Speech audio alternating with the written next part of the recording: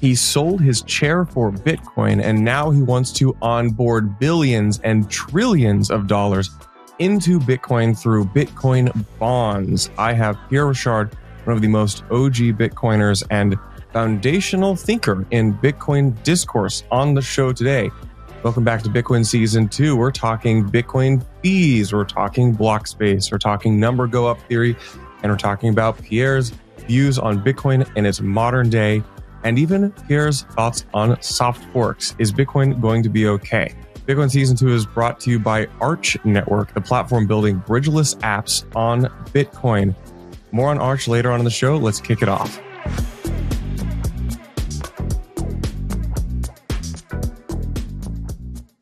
Welcome back to Bitcoin Season 2. I'm Charlie with Block Space Media. I've got Pierre Rochard in the house today. We're going to talk about all things Bitcoin, a number of topics related to Bitcoin, because this is Bitcoin Season 2. Pierre, welcome to Bitcoin Season 2. I'm glad to finally have you on the pod. Yeah, happy to be here. I've enjoyed listening to the pod as well. And so this podcast goes out on CoinDesk now, and it's like the only Bitcoin podcast on CoinDesk. And so, like, while I think most people who spend their time consuming Bitcoin content all the time, they know who you are. But there's a whole group of folks, the CoinDesk listener who stumbles upon this, who doesn't really know the pantheon of Bitcoiners. How do you communicate to that listener who you are and why we're talking today? Yeah, sure. So I'm a Bitcoin maxi. I think that's probably what the CoinDesk listeners would best understand. And that I've been in Bitcoin for now more than a decade. Discovered it when I was in college. I was studying accounting. And the priors I came to Bitcoin with was really the intersection of free and open source software. So I was installing Linux on computers. I was listening to Richard Stallman lectures about the importance of user sovereignty, intersected with Austrian economics. So this libertarian school of thought that we need to have sound money. So I was very much a gold and silver, hard metals kind of guy. And when I discovered Bitcoin, it really clicked for me because it was two topics that I never thought would be together, this concept of sound money and open source software. And I've been obsessed with it since.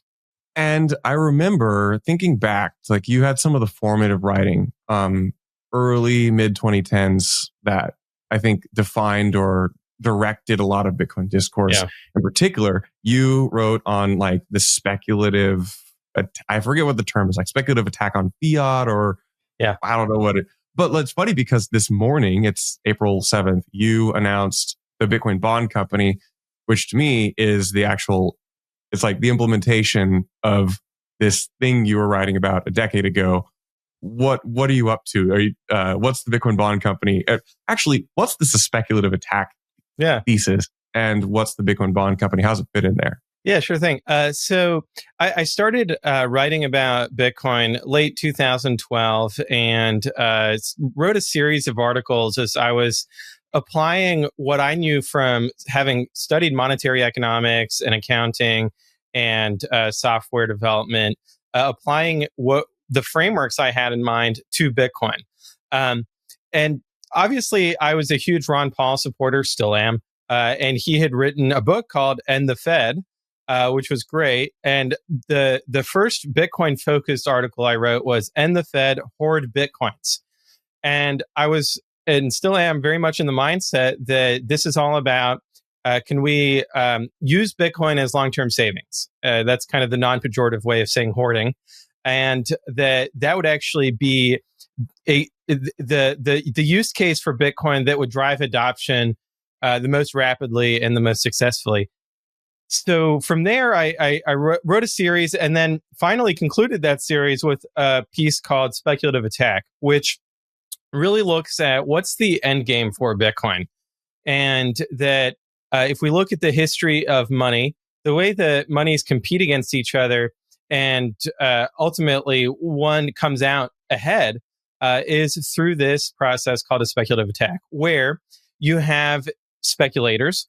And that might sound pejorative, but it really is more of an economic terminology of, we could call them investors if we want.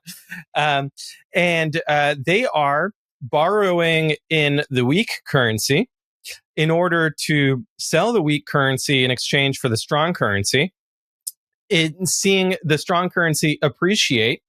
And after it appreciates, they sell the strong currency and pay off their loan, which was denominated in the weak currency, thereby achieving a profit.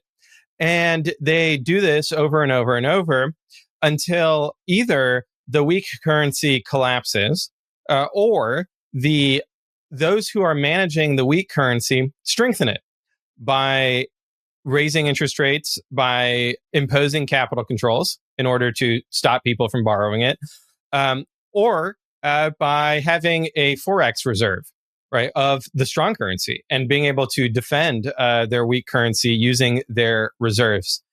So that's the end game I foresaw for Bitcoin, would be that people would use Bitcoin as the strong currency in this scenario, and that all the other fiat currencies would be the weak currencies. So fast forward to today, what we've seen is the development of essentially that. If we look at MicroStrategy, for example, they are borrowing the weak currency using convertible bonds in order to acquire the strong currency. And then when Bitcoin appreciates, they're able to convert the bond into common stock, which represents a claim on the Bitcoin, on the strong currency. So what I want to do is continue that process. I think that when I first wrote Speculative Attack, I thought that it would occur within the months after I wrote it. And here we are. So that was summer of 2014. Here we are 11 years later, almost 11 years. And it has been a much slower process than I thought, which I think is actually, it's good because it gives people time to adapt, right? I think that if I had been correct at the time, it would have been very disruptive to the economy.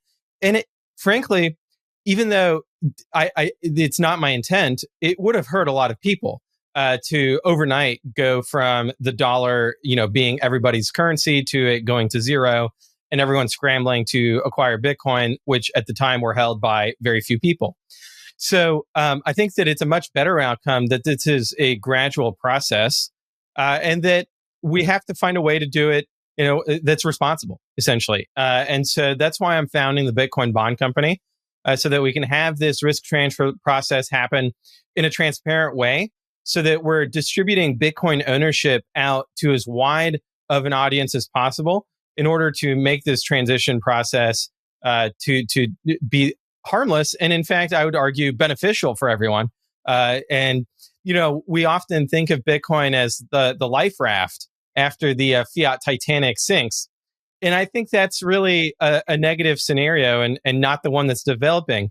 Instead, we should think about it as upgrading from the Titanic before it has hit the iceberg onto a modern cruise ship with much nicer amenities, right? And so that's the vision for the Bitcoin Bond Company. It's a much less doomer future, and I think what's the old adage? You lure more flies with honey than with vinegar.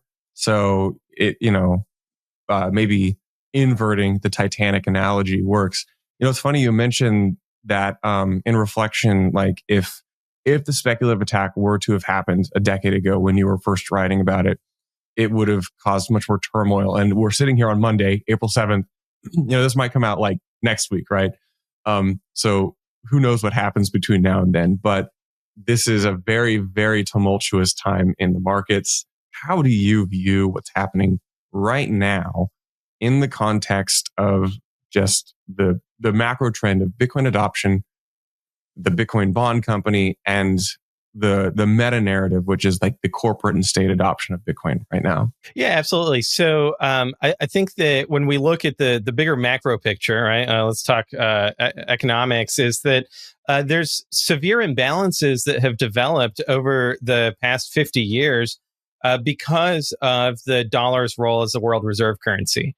And I think that we often focus on the positive aspects of the dollar being the world reserve currency. But President Trump has pointed out some of the costs of that, and that it has hollowed out our manufacturing base, created supply chains that are very vulnerable from a national security perspective, and that drastic action is needed to rebalance global trade, and to bring manufacturing growth back to the United States, especially in this world where with AI, I think that the physical world has never been more important, right? I think we went into a very big emphasis on software and digital, which was great. That has to be paired with robotics and with automation and with real world applications. So now where Bitcoin fits into this is providing a way to gracefully transition from a US dollar world reserve currency to a neutral monetary system that is going to prevent going forward such severe imbalances, because it neutralizes capital flows by increasing in value. You couldn't do that with the US dollar. If we had just not printed dollars and exported them and just let the dollar appreciate, I think that would have actually caused far greater imbalances. And so the US really was in a position where it had to neutralize by printing dollars, with lots of issues around that. But with Bitcoin, we have the opportunity to have an asset that just increases in value, and that will be a net positive for everyone around the world. So the macro Bitcoin speculative attack, corporate adoption, that's your wheelhouse. I want to switch gears now and talk about the next topic, which is a counterpoint to a previous conversation that I had. For the listener, I had a previous conversation with Elie Ben-Sasson, founder of Starkware, a few weeks ago. And the title of the episode was Don't Let Bitcoin Become a Rolex. He gives his views and his arguments, and I'm quite amenable to this. But you, Pierre, wanted to push back on this because you listen to it, you have opinions, you're a strong voice in the Bitcoin ecosystem.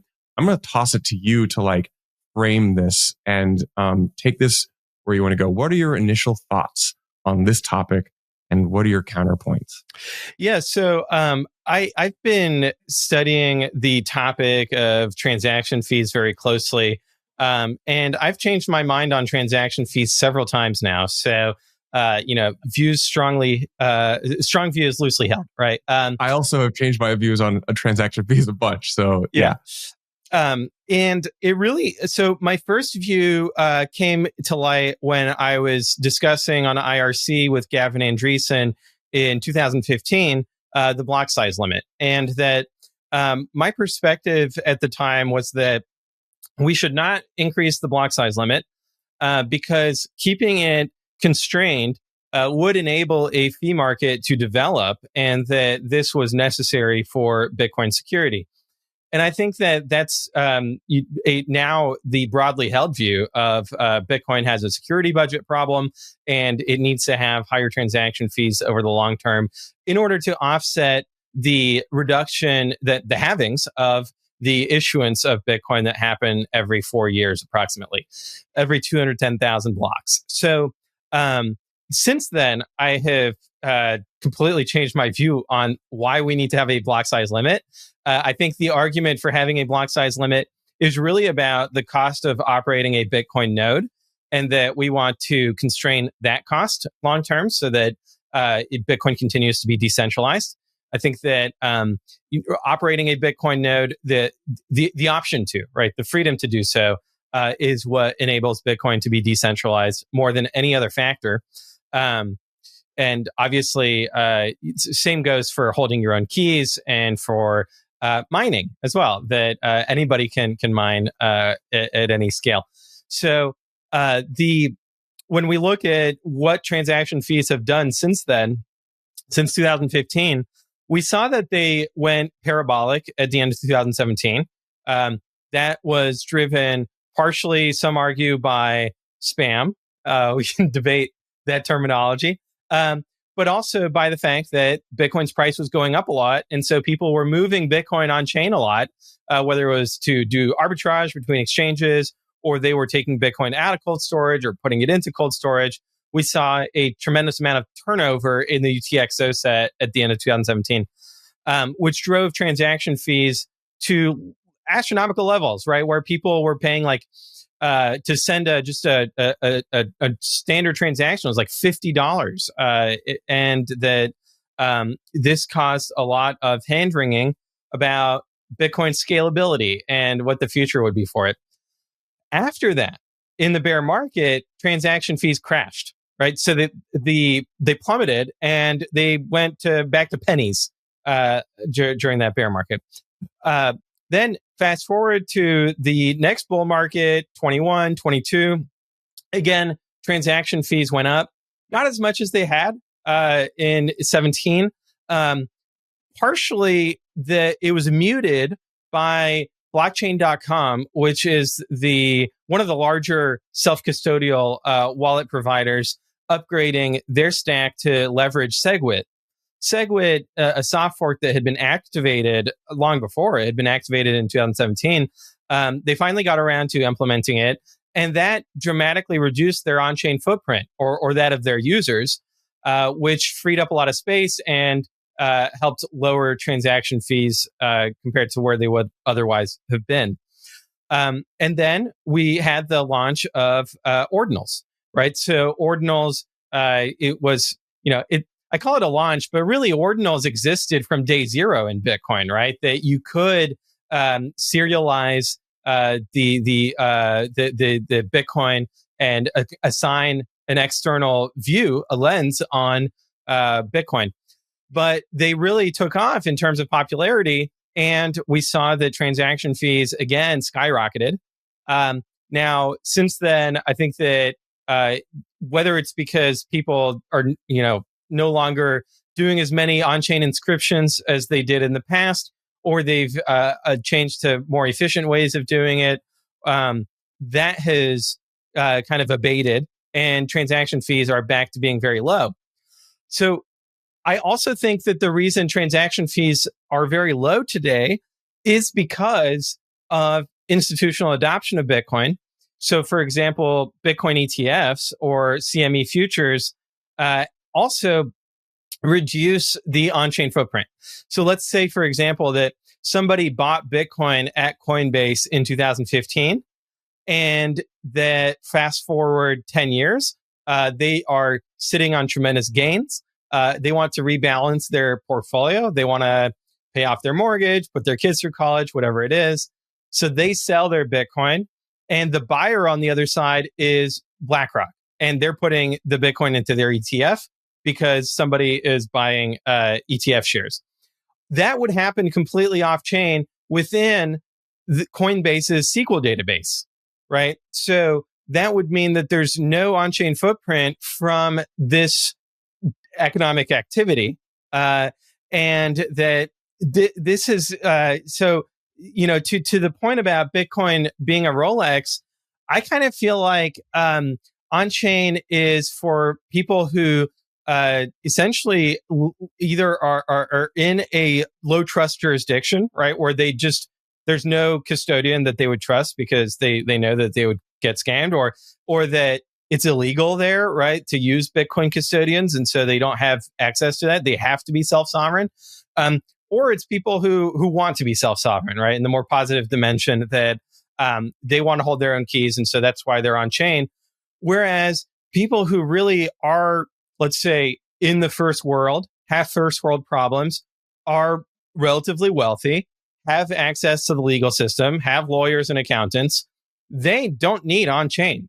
They can use Coinbase's IOUs, with BlackRock, with MicroStrategy, with whatever layers on top of that are trusted. And so that's where I think the Rolex metaphor kind of falls apart, is that on-chain transaction fees are very low, and I think are being used by people of modest means, and that the institutions, if they have an on-chain footprint, it's very small. if they have one at all. And so to me, buying BlackRock ETFs is the Rolex, not transacting on chain. Like, your view is that we are discounting the reality that a good portion of the world, and the world's capital and money, lives in jurisdictions where the trust assumptions, because of the institutions or the legal systems, are probably sufficient for most people. And that when we're talking about on-chain access, the sovereignty, that is a smaller amount of people, and it has kind of a reflexive fee component to it. What happens as Bitcoin does, as we go along some kind of hyper Bitcoinization path, or as Bitcoin becomes increasingly proliferated? Does Bitcoin block space still provide the access to enough people sufficiently, as Bitcoin goes from a measly $100,000 to 10 million and above? Do you think that what happens to how does your view apply to that scenario? Yeah, so this is where probably I'm most heterodox, is that I do think that we achieve that scalability along three axes. One is upgrades, right? So SegWit represented an increase in capacity. And people debate this, but I'm just looking at the reality, right? That weight units replaced bytes, V bytes replaced bytes, and that today Bitcoin on-chain has more capacity than it did in 2016. So that's for one. And I think that if we look at Taproot, likewise for multi-sigs, right, it's going to be more efficient and than just the old multi-sig. And so as the technology for that advances, we'll see efficiency gains there. Going forward, I think that there will continue to be soft forks. I think that those soft forks will continue to provide efficiency gains. So second of all, where those efficiency gains happen are going to be both on-chain and in layer twos. And so when we look at Lightning, and I was the product manager at Kraken when we implemented Lightning there, overnight, we provided access to millions of Kraken clients to the Lightning network, and we saw immediately people started using it. Now, we can debate, the custodial wallet versus non-custodial and all of that. But I really think that at the end of the day, it's going to be a mix of both, right? That Lightning is going to have centralized nodes that are huge, and it's going to have lots of small nodes that are connecting to those. And so I still consider that to be decentralized, even though some people debate that, right? And then if there's going to be more layer twos, right? So I think Lightning is great. I'm a Lightning enjoyer. I think that it has trade-offs versus on-chain, and it has trade-offs versus other layer twos that have been proposed and others that have been implemented on other chains. And so I really take the approach, putting my product hat on, is like, let's talk to the users, let's figure out solutions for their problems, and let's see how they solve their own problems too. I think the users are very clever in that regard, and we have a lot to learn from them. Third is that I do think that the scalability of Bitcoin is not limited to the what we would consider to be kind of the cypherpunk scalability, right, of what I've been describing. And so I do think that financial products on top of Bitcoin are also a part of the scalability solution, even though from our perspective, they have different trust assumptions, they have trade-offs, and it really comes back to what do the users want. So we can try to argue with them and say, hey, listen, look at the history of gold. You're going to have the government seize all your Bitcoin with 6102. And so that's why you need to not have these trust assumptions, and you need to be self-sovereign and self-custodying and running your own node with your BitX and your cold cards. So I'm very sympathetic to that perspective, and I'm always happy to help people on that path. I think, though, that if we look at 6102, what we have to do is what we did in the Bitcoin mining industry. We have to fight. So when the Biden administration started an all-of-government attack on the Bitcoin mining industry, what we did is that we developed a public policy practice. We hired lobbyists. We went and spoke with legislators and staff. We sued the Biden administration in federal court, and we won. Right. So I think that there is no alternative to winning, and that we have to advocate for Bitcoin at every level. And so I think that if we take the approach that we're going to self-custody our Bitcoin and we're going to let a 6102 attack happen, and we will look at all these, everyone who disagreed with us and who did not self-custody, and we'll tell them, I told you so, because we let this happen. I think that would be catastrophic for Bitcoin, that we would have a massive missed opportunity to get to the full vision of Bitcoin, and that now Bitcoin is just a black market money that has a ceiling on it of adoption, right? And that we don't want that outcome. I think the outcome we want is that governments and corporations adopt Bitcoin. We lobby them to keep self-custody legal, to encourage self-custody, right? I want public schools to be teaching kids how to self-custody their Bitcoin. That to me is the diametric opposite of the 6102. And I think that's the positive vision that I want to advocate for, rather than letting a 6102 happen just so that we can have a told you so moment. Let me tell you about one of the most slept on opportunities in crypto. Arch is building fast, composable DeFi apps on Bitcoin. Arch apps tap into the OG blockchain with by far the most liquidity and best brand in crypto. I've known the team for over a year. The tech they're building is solid, and they are racing towards mainnet. There's dexes like Saturn, meme coins on funkybit.fun, instant loans on Cha-Ching, and so much more. Plus, they're rewarding testnet users, so join me in trying out Arch while it's still early.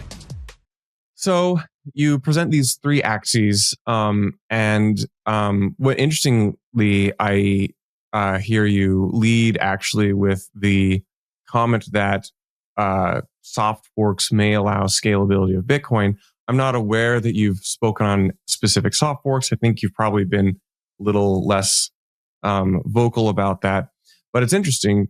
And I think many Bitcoiners who present them, who are perhaps framed as conservatives, they would say, well, I'm open to soft forks.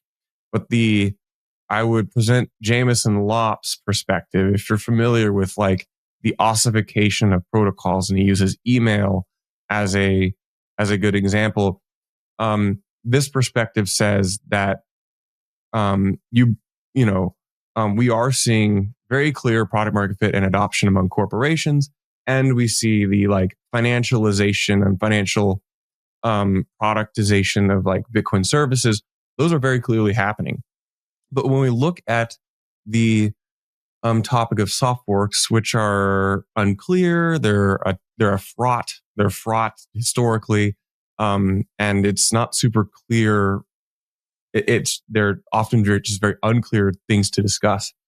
The Lopp perspective would be that you have we could find ourselves in a scenario where these larger groups, which represent major, now perhaps asymmetric stakeholder influence, their incentive is not to increase Bitcoin scalability, even though the users might be able to. When we look to email, we have a handful of service providers who are email. And that seems like an undesirable outcome. Do you have a response to this or thoughts on how this might play out? I'm curious your perspective on this. Yeah. So I think that we get ourselves into trouble when we start doing metaphors in Bitcoin. And so I don't buy the email metaphor. If somebody wants to send me Bitcoin, uninvited and without an invoice, more power to them. So that's the kind of spam that I'm open to in my inbox on my Bitcoin node. So the that's where I think that yes, there is a concern about let's make sure that Bitcoin continues to be usable, and that Bitcoin node software from a front end perspective, you download the app and you open it and it should just work, right? And I'm fully on board with that. I was one of the first to develop a cross-platform application for Lightning that allowed you to launch a Lightning node backed by a Bitcoin node on your desktop on Windows, so it'd be in your system tray. That was the node launcher. That's what launched my adventure into Lightning and eventually at Kraken. So I think that there's definitely improvements that can be made there from a UX UI perspective to make it so that it doesn't feel like you're installing an email server, and instead it just feels like you're installing a client, right? Even though you're on a peer-to-peer network. So I think that the another metaphor would be BitTorrent, right? So if we have all these streaming services like Netflix, does that kill BitTorrent? Because the streaming service Netflix being, let's say, MicroStrategy, right, or a financial wrapper around Bitcoin, and does that impact their desire to legislate or lobby for copyright laws, right? So that they can crack down on BitTorrent. And to be honest, I haven't seen it. I haven't seen the participants. And in fact, I'll draw again from my experience in the Bitcoin mining lobbying. I had concerns that the wider cryptocurrency industry would lobby against Bitcoin mining because it would benefit their proof of stake protocols. And Bitcoin is the only materially large proof of work chain out there, right? So I was concerned that the crypto VCs, they would line against Bitcoin mining. And that was not the case. In fact, it was the opposite. They asked us to join their trade associations. They asked us how they could help because, frankly, they understand that as Bitcoin wins, everybody wins. A rising tide lifts all ships.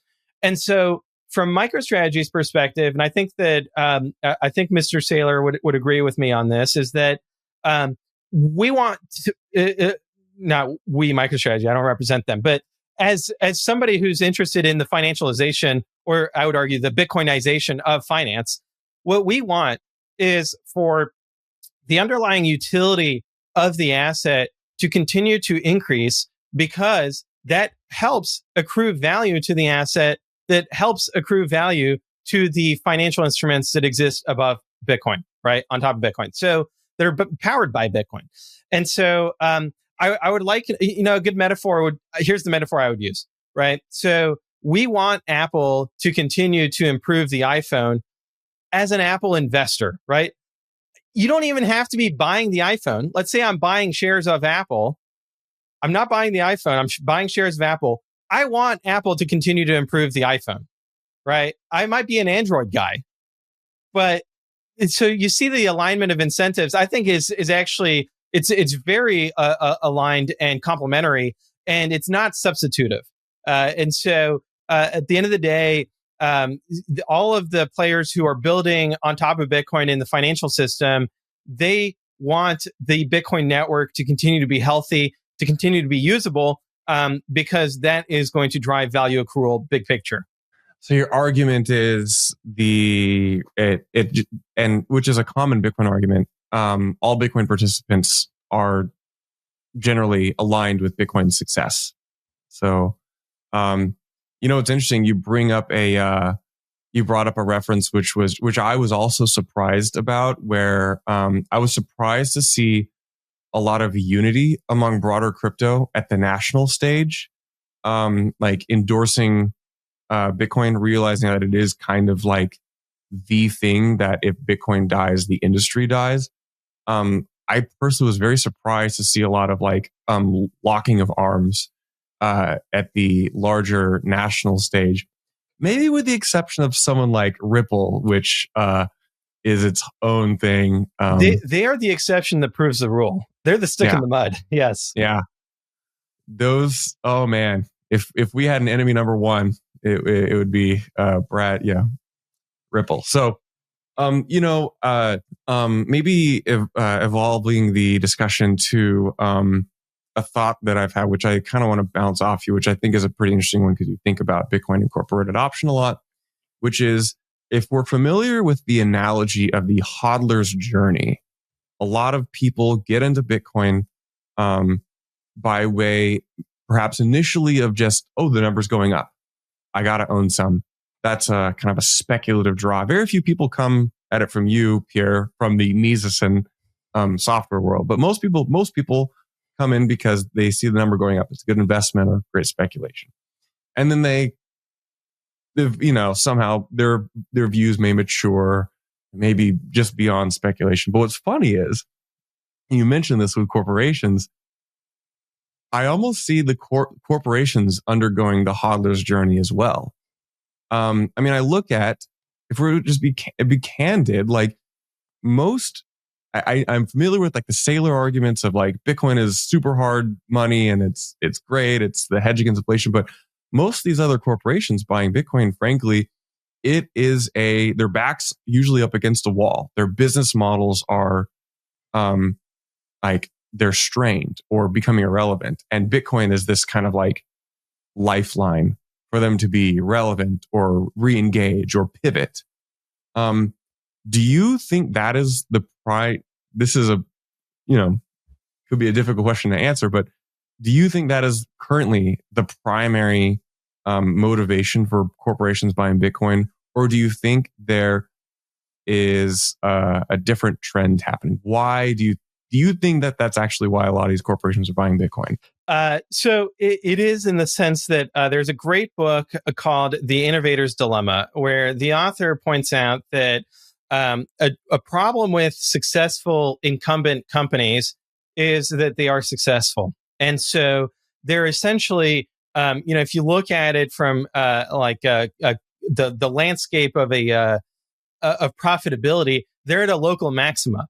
And it's very hard for them to move from that local maxima to the global maxima. And because it takes risk taking, right? Both on a personal level of the employee, right? That they're taking career risk by advocating for a Bitcoin strategy. And then, of course, at the executive level, that they're going to their board of directors and they're saying, hey, look, I think this is a good idea. This thing that 5 minutes ago, everybody was saying it's for criminals and it's too volatile. I think that we should base our company on it.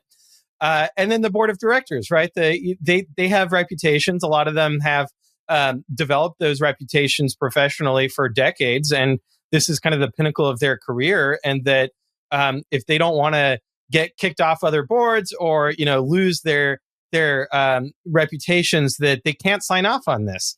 And so I think that that because of that dynamic of the fiduciary responsibilities, all of that, then it limits the global maxima of a Bitcoin strategy, which we would both agree is like the best thing a corporation can do.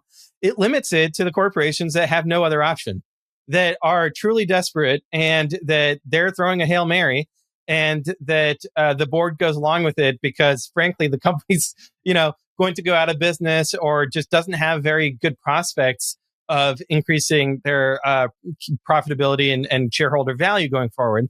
And then when they do it, generally it works out well. At least it has for MSTR. I've seen the success as well in Japan of Metaplanet. So that's what I think explains the reason why we see only companies of a particular profile adopt the strategy. I think that will change going forward. I think that eventually, as Bitcoin develops a reputation that is less shady and more shiny, that we'll see more positive adoption from companies that are successful and are looking to add to their success by adopting Bitcoin. A lot of what I talk about on the show is the reality that Bitcoin, I feel like it's always been this way, but it's very present today. The Bitcoin on-chain activity is very degenerate in nature. and then off chain we see is also very degenerate. Do you distinguish between these two incentives? I mean, it can be hard. I know a lot of the Bitcoin culture and a lot of Bitcoin maximalism talking points have been, we want to eschew the shitcoinery. We don't like these actions, but yet we see like these, try as we may, these are empirically the biggest top of funnel for the chosen blockchain, if you will. I mean, how do you view this, or do you just kind of accept this? Do you think that we can be better at communicating this or accepting of this reality? What's your perspective on this? Yeah, so I think two things can be true at the same time.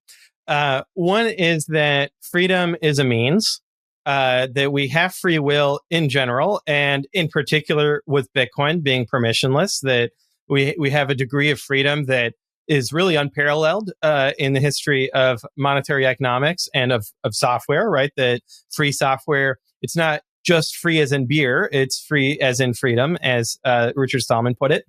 And so then the other thing that is true is that comes with responsibility.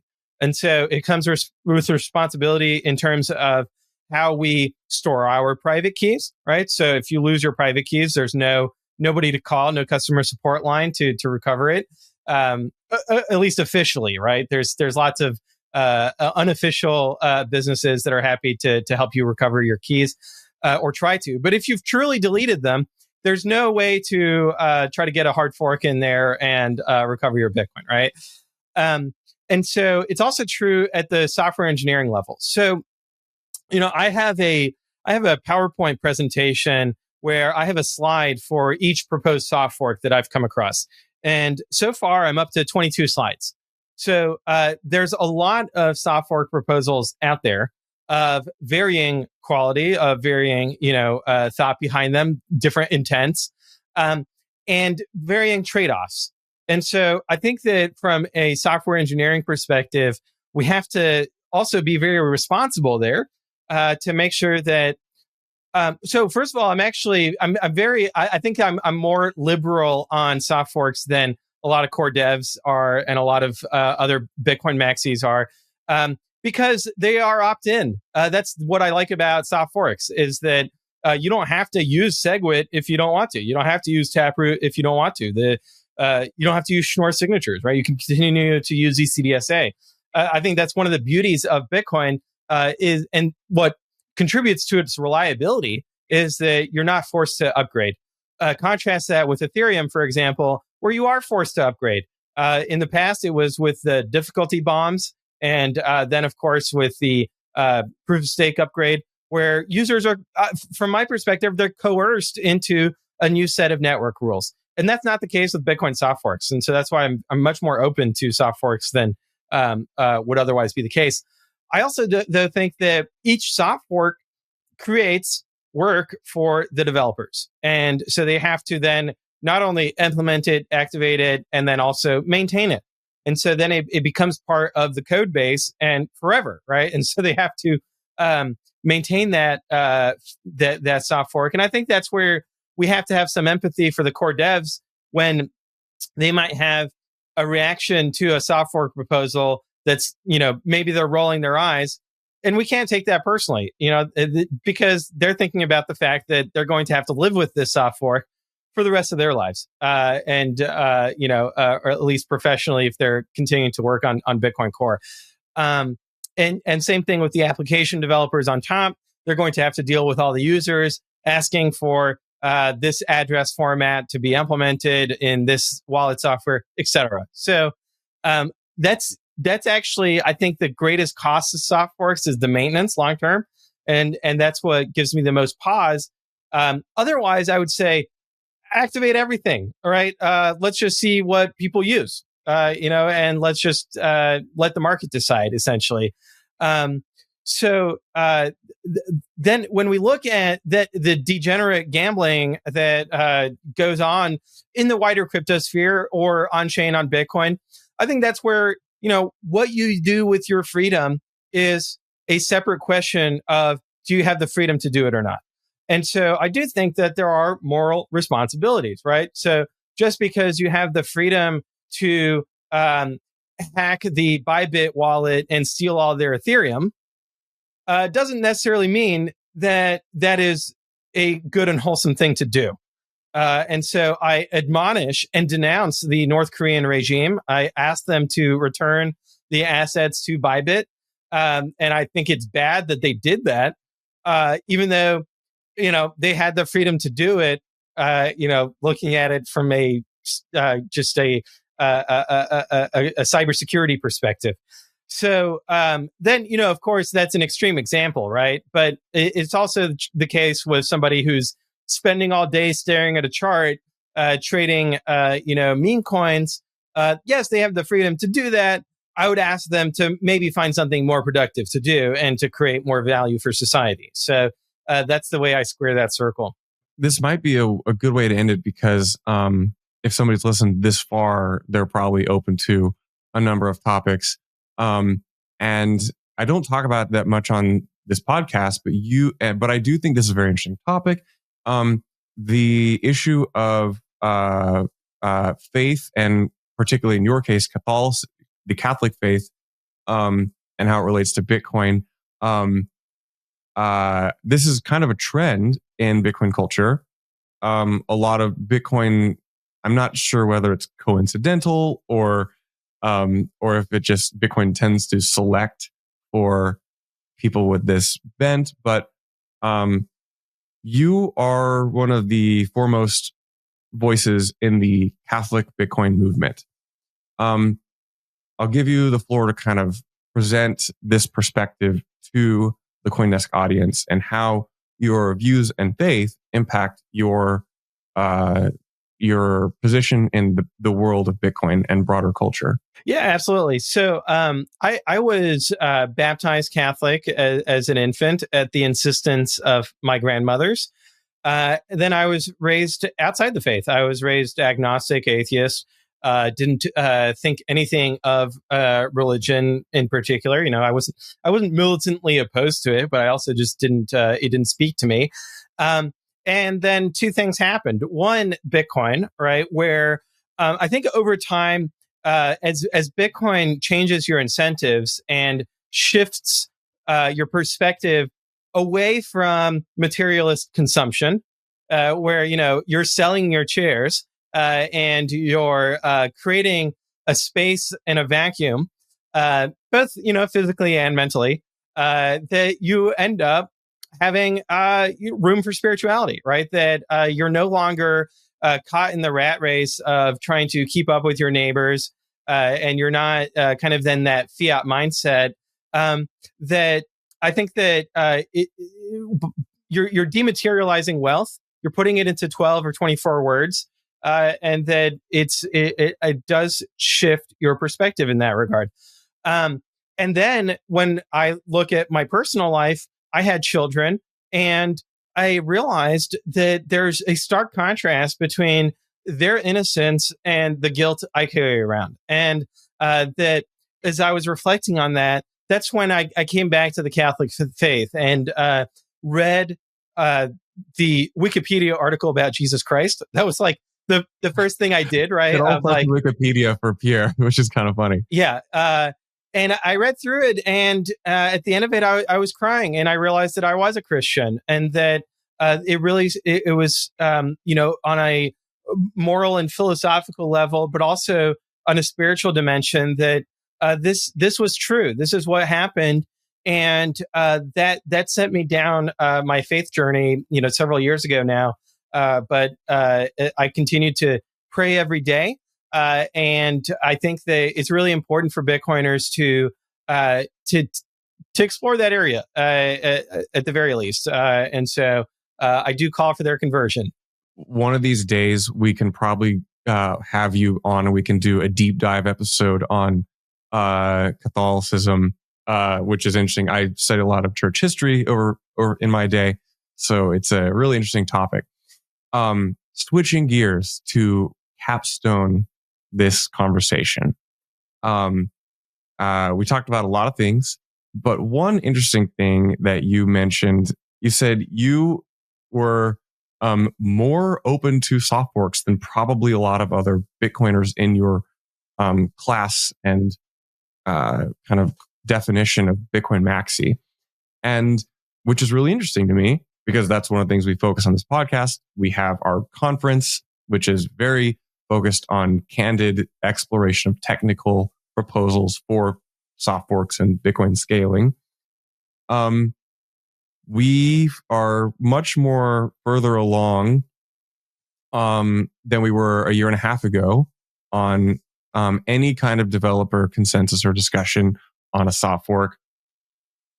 I'm going to ask you to chime in on this. You've not been specific. Do you have a particular leaning on any of the proposals or a mental model that you have for considering any of these proposals?